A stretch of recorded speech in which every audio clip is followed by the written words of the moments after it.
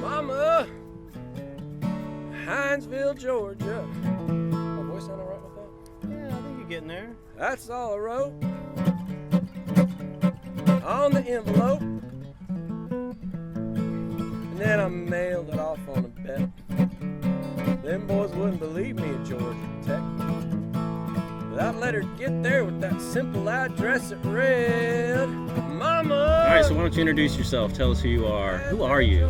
I am Mike Lagasse, guitar player with Wild Shiners, and a guitar player in my living room. Yeah, right. Where'd the name Wild Shiners come from? Where'd you guys get that? Wild Shiners was an idea I had a few years back. Driving around Florida, I used to work for an environmental consulting firm, and when I was driving all over these back roads, anywhere you get near some good bass fishing, you see signs on the side of the road that say Wild Shiners for sale. You know, you got Wild Shiners for bait, whatever. And I realized it was a ubiquitous kind of a Florida thing that wasn't all that exploited at this point, so I thought I'd exploit it a little. And I thought it was a great name for a band because it has a lot of meanings, could have a lot of meanings to people. It could be moonshiners. We've got that kind of feel in our music. So it was just a bunch of different things, but it seemed like a good name. Oh, well, tell us a little bit about the band now. How many people? We've got 5 guys. Myself on guitar and mandolin, vocals, and Tom Grant on banjo, guitar. I would say everybody's got vocals. Brian Turk plays upright bass, Andrew Cook plays the fiddle, and Ty Welch plays the drums. Now, how long you guys been playing together? Since spring of 2012, I guess, is when we really kind of started kicking it off. Tom and I have been together playing and writing songs since 2010 or so, just kind of knowing each other and sitting around in living rooms. And so that's kind of how I got started, was sitting in somebody's living room, and then met Brian at a festival, and he was a good bass player, and we started hanging with him, and then we decided to put something together. We recorded a little bit, as the trio, you know, over at Gatorbone Studios. Realized we wanted to have a little more, and we brought in a drummer and a fiddle player. So I've heard you guys play a bunch of the Milltop. You got some regular gigs going, or is it just catch as you can, or what? It's catch as catch can for the most part, but for a while we were pretty motivated. In fact, we started the band booking gigs for practices. So, you know, I was lucky in that Don Ojadunaway with the Milltop said, hey, you know, let me book you some solo gigs. And I said, all right, cool. You know, I kind of want to get better at that, you know, develop that. And I started doing it. I realized I hated it. And so I started asking Tom to come over from Gainesville and play. And so you were playing solo, like by yourself? Solo by myself. Singer-songwriter 5 o'clock in the afternoon after work on a weekend or something. And I realized I didn't like that so much, and so I started inviting these different guys. And finally we'd end up with a 5-piece band during a solo set, you know. And so we got that for about a year, and then we did fill-in gigs. But then we have like a regular thing in the Milltop, but it's not that regular. It's every 3 months or so. So that's about as regular as it gets for us. And you guys put out how many? Like one album? Yeah, we did. We recorded twice. We recorded a live set at one point that you helped us on. Right. And we had some problems with the recording gear. There was some sound issues, as you recall. And then we decided to go to the studio, full band, and record. And we got an EP. You know, it's extended play, which I don't know why it means a shorter record than an LP. But we've got it at Bandcamp. You can buy it, bandcamp.com, Wild Shiners. And then at our shows, we carry some hard copies. We're actually getting down our second printing.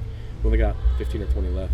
Actual CDs? Actual CDs, believe it or not. So the whole idea for this interview was to talk about, maybe talk about more than one, but specifically one of the songs that I really like that you guys do. It's called Hinesville, Georgia? It's called Mama Hinesville. Mama Hinesville, that's right. And unfortunately, it's not one that's on the recording. It's not recorded there. We have it on the live stuff when we put it out, and email it to people if they like it. But so what was the genesis for that song, for writing that song? Where did you come up with the idea? Well, that tune was it's based on a true story. My father-in-law, Alex Heinley, always talked about his growing up in Hinesville, Georgia. He's a Georgia boy through and through, and he would always talk about Hattie, who was his family's kind of nanny, housekeeper, helper, and basically that sounded to me like she kind of raised him. And she would, you know, he would talk about the food that she made and the silly trouble he'd get in with her, you know, like she would discipline him, that sort of thing.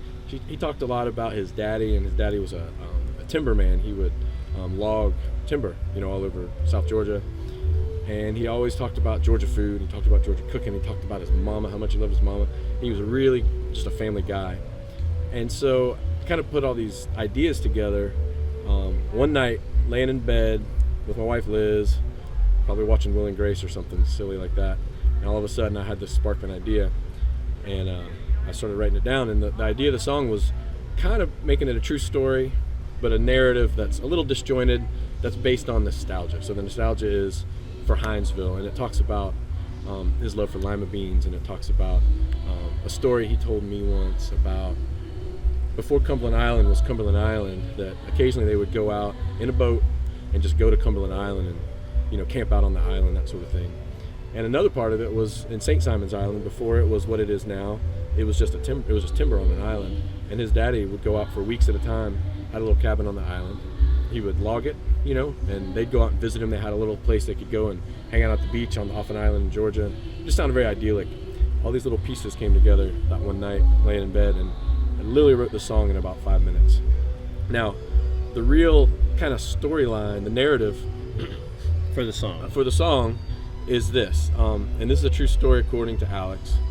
And so I'm trying to think of how to start it.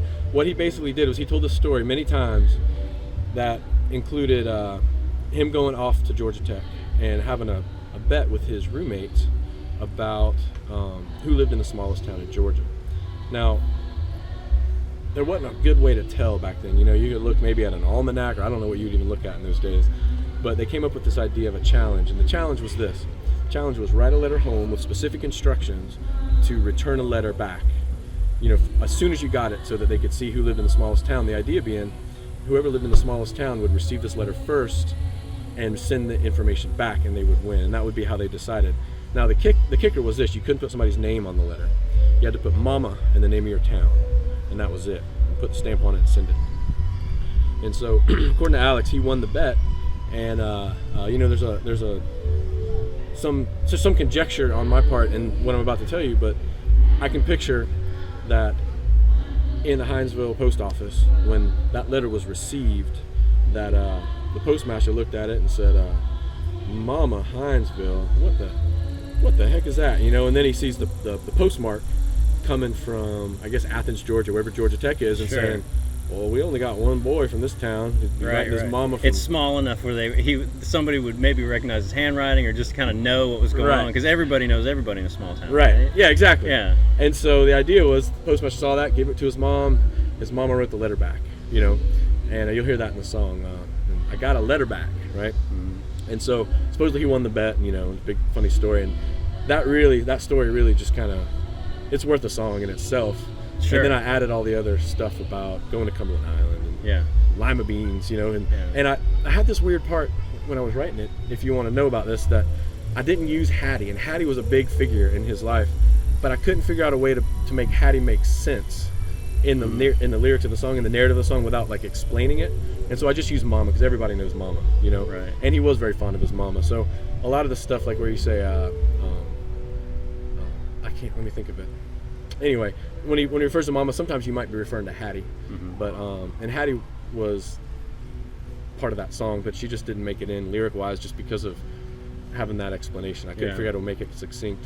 And Hattie was a Geechee Gullah woman from South Georgia, and I don't know a lot about their history, but as I understand it, they were freed slaves that kind of created a colony down there, and kind of had a really specific culture and a really specific language, the Geechee Gullah language, and there's still some of that going on down there, and I'm interested in going back and finding that at some point in the future. So you said it literally took you how long to write this song? Like 5 minutes. I couldn't believe it. I did some refining at some point down the line, but I have a fully formed song that I was comfortable singing. I mean, I wrote the words down, and then I went and said, I'm going to go play the guitar for a minute. Figured out, it's a bluegrass kind of a song, so I had the lyric structure in my head and an idea for a melody, and really it kind of stems from this idea that I yell, "Mama, Hinesville, Georgia." And so once I came up with that, it really just fell out of my head. And that doesn't happen normally, but it really just did. But a lot of the best songs probably happen that way, right? I've heard stories, but I also hear people say, anytime you hear somebody say a song fell out of their head, they're full of shit. And I don't know for that, in that particular case, it just fell out of my head. Yeah. Yeah. Well, that's cool. That's a great story. I mean, it's basically like a song about the small town South, Exactly. Yeah, it's got the South. It's got some Southern themes. It's really, I've often played it live and introduced it as, this is a true story. Mm-hmm. And in fact, it's got true elements, but it's put together in such a way it's not really a complete story. Mm-hmm. And but it's a song about nostalgia is kind of how I really kind of say it. But I would think anybody from a small town, like, I listen to that story. I'm from a little town in East Tennessee. Uh-huh. I listen to that story. I totally identify with it. Right. Like, yeah, I could probably do the same thing. Right. Yeah. Know somebody who had a similar experience. Right. Yeah. Totally. So yeah, small town South. The small town South is what I think about whenever I hear that song. It's definitely got some of that nostalgia. Yeah. I often introduce it as about my father-in-law, and he loved his mama. He loved Southern cooking. He loved Georgia. He loved Georgia Tech. You figure out the rest. That kind of idea. And here we go. Here we go. Yeah. Mama. Yeah. So you play that with the Wild Shiners, right? Yep. And are there songs that you've written with those guys, or do you guys all sort of bring stuff in? Do you guys sit around and write songs together? Like, is there sort of a process like that, or do you just kind of I got this song, let's see if we can work this out? Yeah, it's a little bit of all that. Myself and Tom came in with the bulk of material. And so we've done a couple recording sessions. We recorded in Gainesville a bunch of songs that he primarily wrote, and I put a couple on. And then we did the thing at Gatorbone with the trio. And in doing that, we realized we needed more, and our EP is kind of split even 50-50. Most we wrote those tunes, kind of arranged by the band as we played them until we got them solid like we like. But there is some attempt. Ty Welch, our drummer, has written some great songs in kind of more of a rock and roll style. We're starting to put those together, and we've actually had some songwriting nights where we don't bring the whole band, we don't rehearse old stuff, we just write new songs. But primarily, the bulk material we have that's original has been written by Tom and I, in some sort of collaboration or on our own. For instance, there's a tune we're going to play today. It's called Sprigget. It's an instrumental tune. It's kind of a real fast bluegrassy thing, and the way Tom and I clicked was he had pieces of ideas, and I was pretty good with his ideas, coming up with bridges and coming up with connector pieces to put songs together. And so Sprigget's literally the first song we ever wrote together. Probably be the last song we play today if everything goes as planned. And that's just like something that he liked playing on banjo and I like playing on guitar, and we put it together. Next thing you know, we got a band, we got a fiddle player, we got a drummer, and everybody plays on it. But so it's kind of been hit or miss, whether it's a collaboration or just a single. Well, cool. Where can people go to find out when you guys are playing and what's going on with the band? Well, the main thing is Facebook. Again, facebook.com/wildshiners, I guess is how you get there. But that's the best place. It's the most active online presence we have. We're talking about doing more website stuff. We try to put stuff up on ReverbNation.com, Wildshiners. And those are the best places. Facebook really is the best. We don't do an email list. We're really bad at self-promotion, so we're trying to get better at that. But if you friend us on Facebook, we always put stuff up a week or two ahead. And you'll figure out what's going on. Something like that, yeah. And when we get our website, we actually own a domain. We just haven't put it together. It's just hard, You boys are ambitious. That's what I like about you. Ambitious and a little lazy. It's a nice combination right, for Florida heat. It's very laid back. Yeah. All right, well, cool, man. Well, thanks for spending a little bit of time talking with me. I'm gonna try and record some of y'all's set today, and if it's good enough, we'll include it with this interview.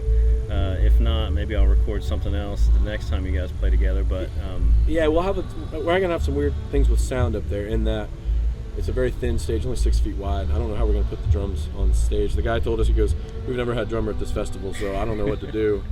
Good luck getting the sound right. It is a folk festival after all, right? Yeah, it's primarily a bluegrass festival at that. They've got 4 guys in a row, no problem. 4 guys with a drummer sitting behind them, that ain't gonna work. So it's gonna be visually interesting. We'll see. All right, well, cool, man. Yeah. Thanks a lot. Thanks for interviewing me, Andre.